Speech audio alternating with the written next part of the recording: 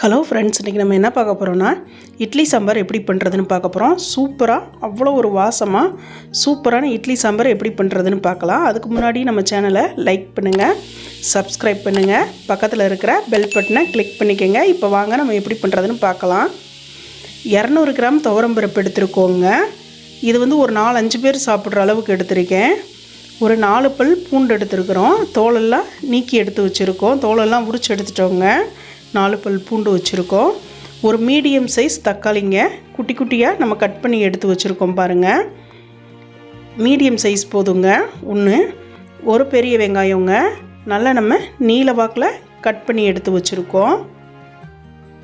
சாம்பார் தூள் ஒரு 2 டீஸ்பூன் அளவு எடுத்துக்கிறலாங்க.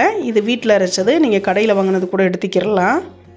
2 ஸ்பூன் அளவு. மஞ்சத்தூள் ஒரு 1/4 டீஸ்பூன் எடுத்துக்கிறலாங்க. ஒரு 1/4 டீஸ்பூன் அளவு மஞ்சத்தூள் எடுத்துக்கிறோம்.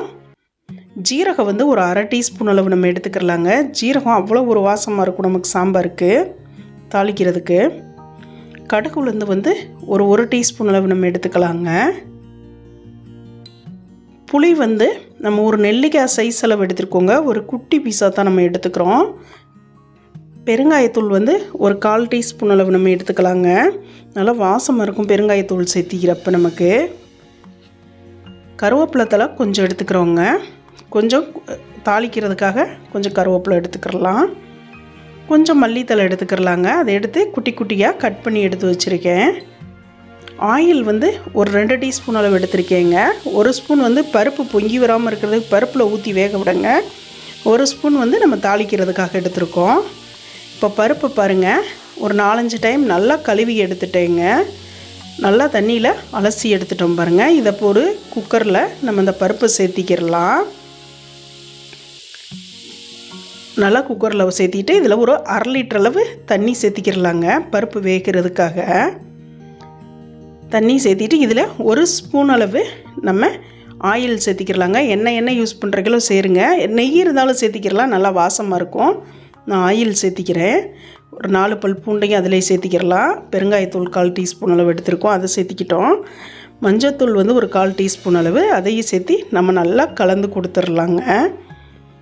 பூண்டுக்கு பெருங்காயம்லாம் போடுறப்ப இந்த வாய்வு பிரச்சனைலாம் இருக்காதுங்க. நல்லா கலந்து கொடுத்துட்டு மூடி போட்டு மூடிடலாங்க. மூடி நம்ம வெயிட் போட்டு ஒரு 4 விசில் விட்டு எடுத்துக்கிறலாங்க. அதுக்குள்ளே நம்ம ஒரு தாளிப்பு கொடுத்துக்கிறலாம். சாம்பாருக்கு ஒரு கடாயை வச்சு ஆயில் ஊற்றிட்டோம்.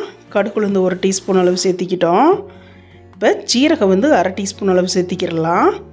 அவ்வளோ ஒரு வாசமாக இருக்கும், சூப்பராக இருக்குங்க. இட்லி சாம்பாருக்கு இந்த ஜீரகம் தான் சூப்பர் டேஸ்ட்டு. லைக் பண்ணுங்கள், சப்ஸ்கிரைப் பண்ணுங்கள், பக்கத்தில் இருக்கிற பெல் பட்டனை கிளிக் பண்ணிக்கோங்க. இப்போ வெடிச்சு வந்துடுச்சு பாருங்கள். கருவேப்பிலை கொஞ்சம் சேர்த்திக்கிடலாம். இப்போ பெரிய வெங்காயத்தை சேர்த்தி நல்லா கிளறி கொடுத்துக்கிறலாங்க. நம்ம நல்லா கிளறி கொடுத்துட்டு கொஞ்சம் மல்லித்தழை அதில் சேர்த்திக்கிடலாம். அதையும் நல்லா நம்ம கிளறி கொடுத்துக்கலாம். இப்போ ஒரு மீடியம் சைஸ் தக்காளி குட்டி குட்டியாக நம்ம கட் பண்ணி எடுத்துருந்தோம் இல்லைங்க, அந்த தக்காளியை இதில் இப்போ நம்ம சேர்த்திக்கிடலாம். அதையும் நம்ம நல்லா கிளறி கொடுத்துக்கிறலாம். இது ஓரளவுக்கு வணங்கி வந்துடுச்சு பாருங்கள். இந்த டைமில் நம்ம சாம்பார் தூள் வச்சுருந்தோம் இல்லைங்க, அது ஒரு 2 ஸ்பூன் அளவு எடுத்துருந்தோம். அந்த சாம்பார் தூளை இதில் சேர்த்திக்கிடலாம். 2 ஸ்பூன் அளவு. அதை நல்லா கிளறி கொடுத்துக்கலாம். நல்லா கிளறி கொடுத்துட்டு அந்த பச்சை வாசம் போகணுங்க, அதுக்காக தான் கிளறி கொடுக்குறோம். 1 டம்ளர் தண்ணி மட்டும் நம்ம சேர்த்திக்கிடலாங்க.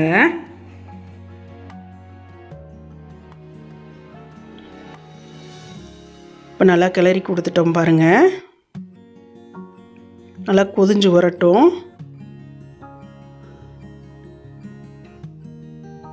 இப்போ குக்கர் வெயிட்டை ஓப்பன் பண்ணி பார்த்துடலாம். பருப்பு எந்த அளவுக்கு நமக்கு வெந்து வந்திருக்குன்னு.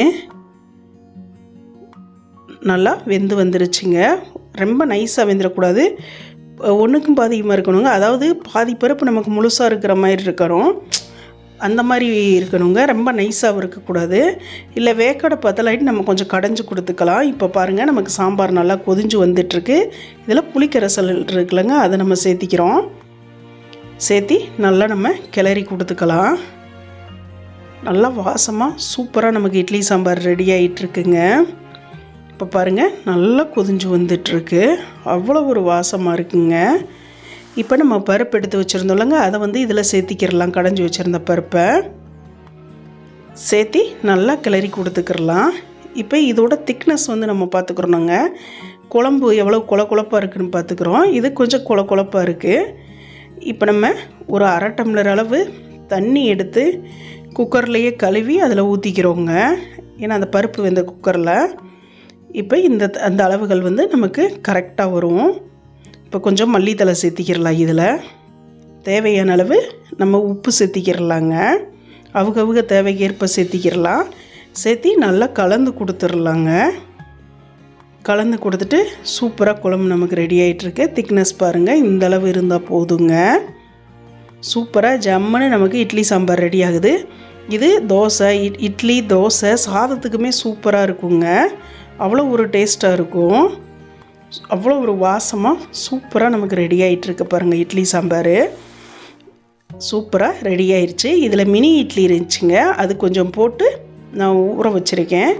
சூப்பரான இட்லி சாம்பார் ரெடி ஆயிடுச்சு ஃப்ரெண்ட்ஸ். அவ்வளோ ஒரு டேஸ்ட்டாக இருக்குது. இது வரைக்கும் நம்ம சேனலை லைக் பண்ணாதவங்க லைக் பண்ணுங்கள், சப்ஸ்கிரைப் பண்ணுங்கள், பக்கத்தில் இருக்கிற பெல் பட்டனை கிளிக் பண்ணிக்கோங்க. Thank you friends.